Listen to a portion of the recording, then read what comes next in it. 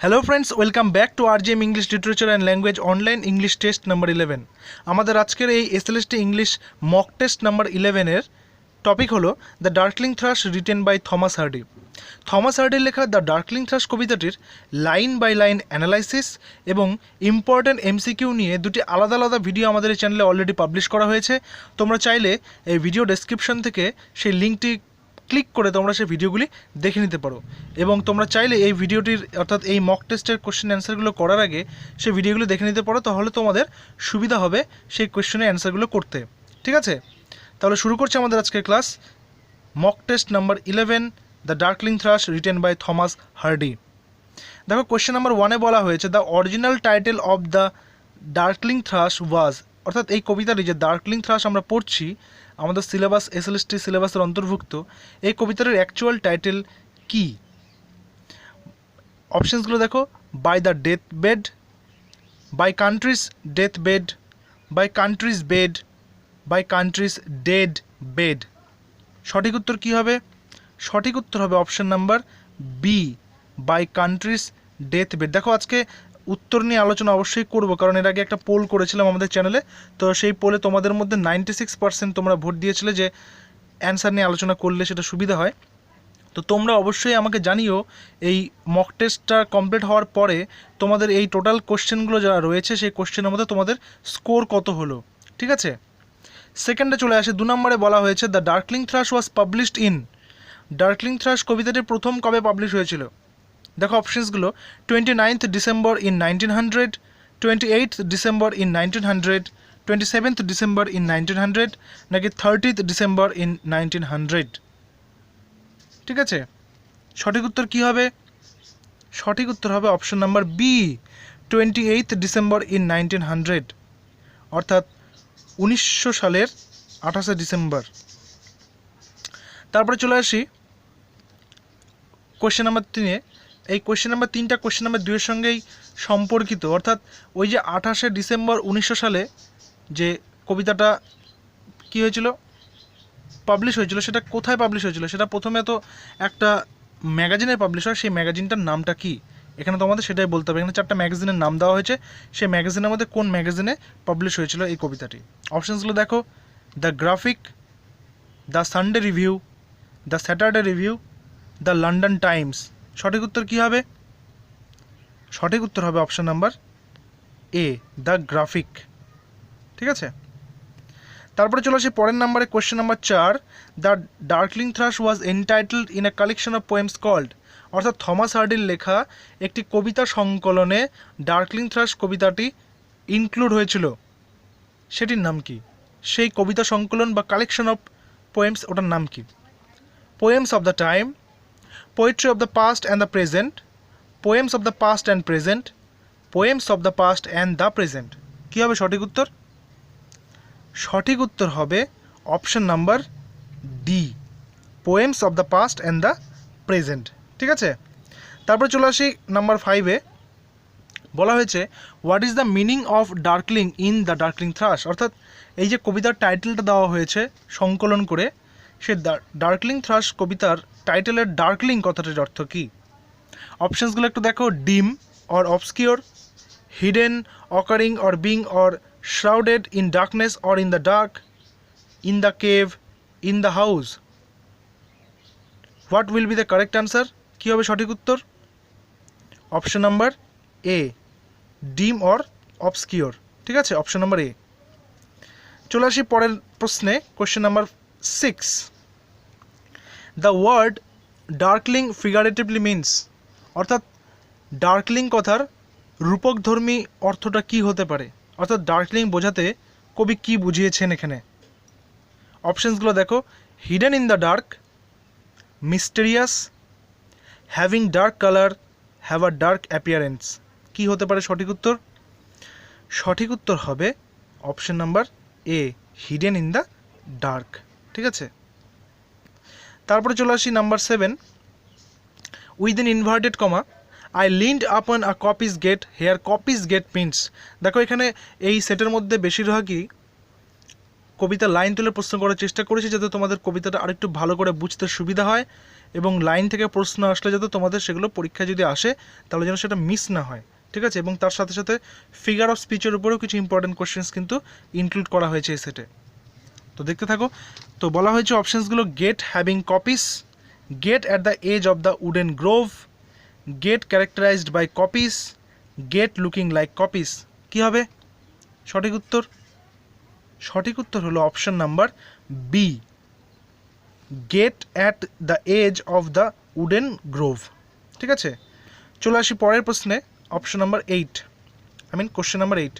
When frost was spectre grey, here frost is suggestive of, suggestive অর্থাৎ frost বলতে কবি এখানে কি সাজেস্ট করতে চেয়েছেন, কিসের ইঙ্গিত দিতে চেয়েছেন বা কি বোঝাতে চেয়েছেন?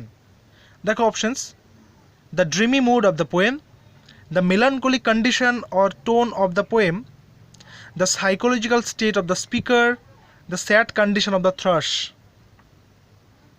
সঠিক উত্তর কি হতে পারে? সঠিক উত্তর হলো option number C, the psychological state of the speaker. এখানে কবির বা এখানে স্পিকারের যে সাইকোলজিক্যাল স্টেট, তার যে মনস্তাত্ত্বিক অবস্থা, সেটার কথা এখানে বলা হয়েছে। নাম্বার 9-এ চলে আসি, ইনভার্টেড কমার মধ্যে when frost was spectre grey, here spectre grey means, আগের লাইনটা এখানে রয়েছে আবার, কিন্তু এখানে প্রশ্নটা আলাদা। স্পেক্টার গ্রে বলতে কি বোঝানো হয়েছে? অপশানস দেখো, as grey as spectre, spectre having grey colour, grey ghost, নাকি গ্রে স্পেক্টার? কী হবে সঠিক উত্তর? অ্যাজ গ্রে অ্যাজ স্পেক্টার, অর্থাৎ কোনো ছায়ামূর্তির মতোই কিন্তু ধূসর রঙের কোনো ছায়ামূর্তি বা আত্মা বা ভূত। ওকে, তারপরে চলে আসি নাম্বার 10, ইনভার্টেড কমার মধ্যে the weakening eye of day, here the weakening eye symbolises. Weakening eye বলতে কবি এখানে কিসের ইঙ্গিত দিয়েছেন বা কী সিম্বলাইজ করতে চেয়েছেন? The corpse of the century, the ending of the day along with the ending of the century, the birth of the century, the bad condition of the century. কী হতে পারে সঠিক উত্তর? Option number B, the ending of the day along with the ending of the century. Actually এখানে কবি ঠিক একদম শতাব্দীর শেষের এবং নতুন শতাব্দীর আগমনের ঠিক আগের সময় যে সন্ধিকালটা, সেই সন্ধিকালের মধ্যে কবিতা রচনা করছেন এবং তার ফিলিংস এবং থটসগুলোকে তিনি সেখানে লিখছেন, ঠিক আছে। তাহলে এখানে সঠিক উত্তর হচ্ছে the ending of the day along with the ending of the century. চলে আসি পরবর্তী প্রশ্ন নাম্বার 11-তে, ইনভার্টেড কমার মধ্যে had sought their household fires, here the household fires refers to. Household fires বলতে এখানে কী বুঝিয়েছেন কবি? অপশানস দেখো, fireside in the house, hearth, place lit up by fire, fireplace. কী হবে সঠিক উত্তর? সঠিক উত্তর হবে option number A, fire side in the house. অর্থাৎ শীতপ্রধান দেশে ঘরের মধ্যে যে আগুন জ্বালিয়ে ঘরকে গরম রাখার যে প্রক্রিয়া রয়েছে, সেই ঘরের ভিতরকার সেই যে আগুনটা, সেই আগুনের অংশটার কথা এখানে বলা হয়েছে। তারপর চলে আসি নাম্বার 12-এ, ইনভার্টেড কমার মধ্যে his crypt the cloudy canopy, here canopy means. Canopy একটা জিওগ্রাফিক্যাল টার্ম, এই ক্যানোপি শব্দের অর্থ এখানে কী হিসাবে ব্যবহৃত হয়েছে?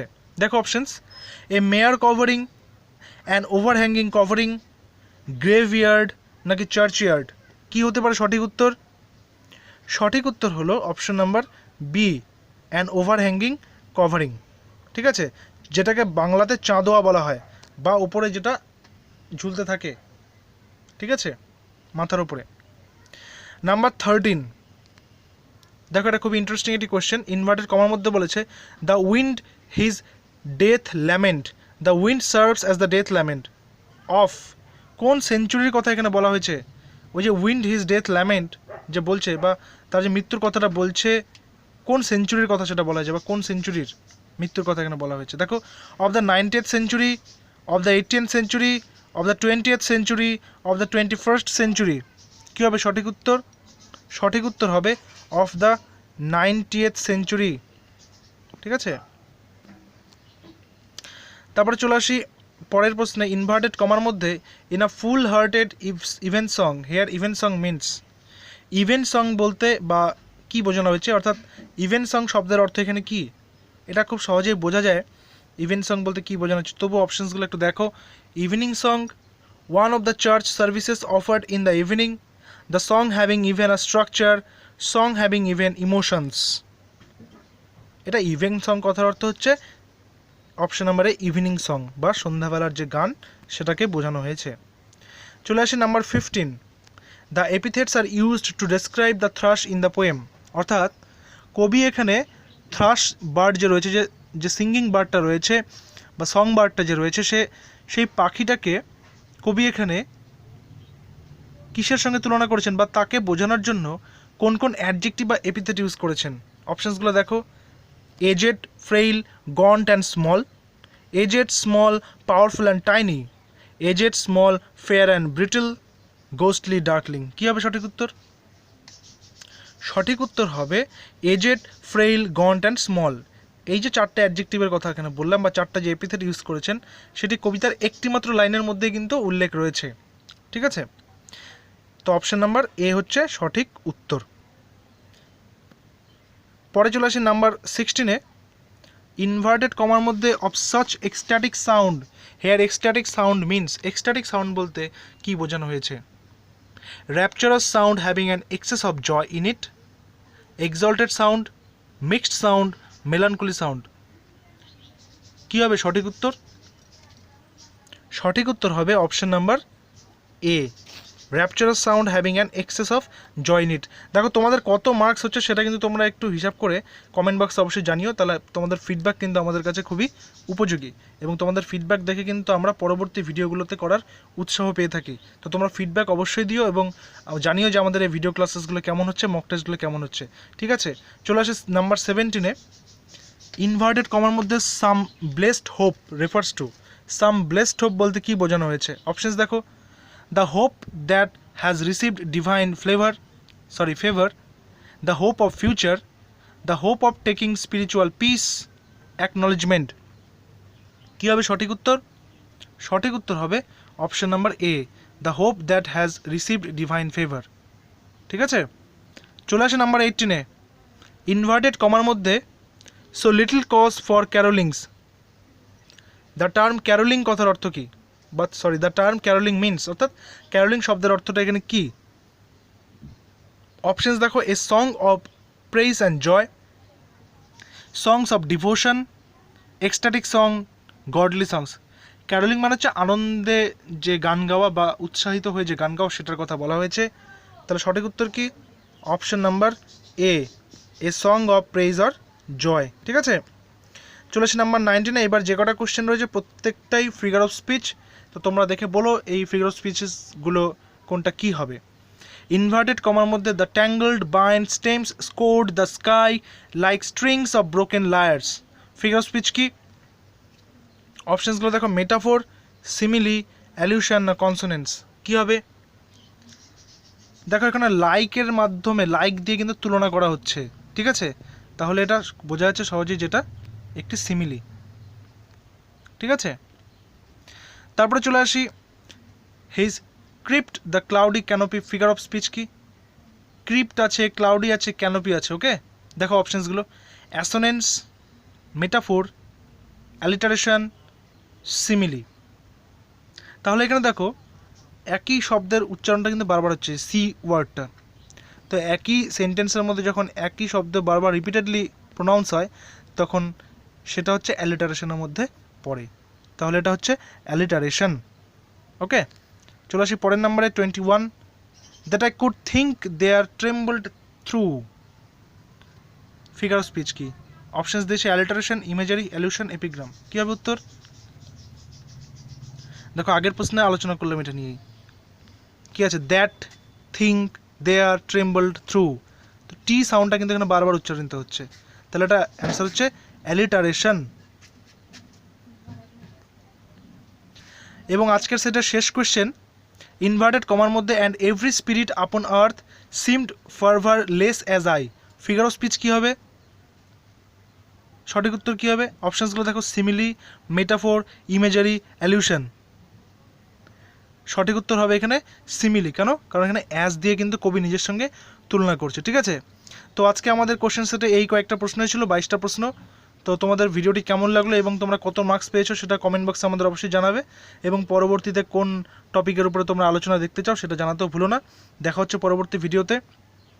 Till then, stay connected with RGM English Literature and Language. Thank you.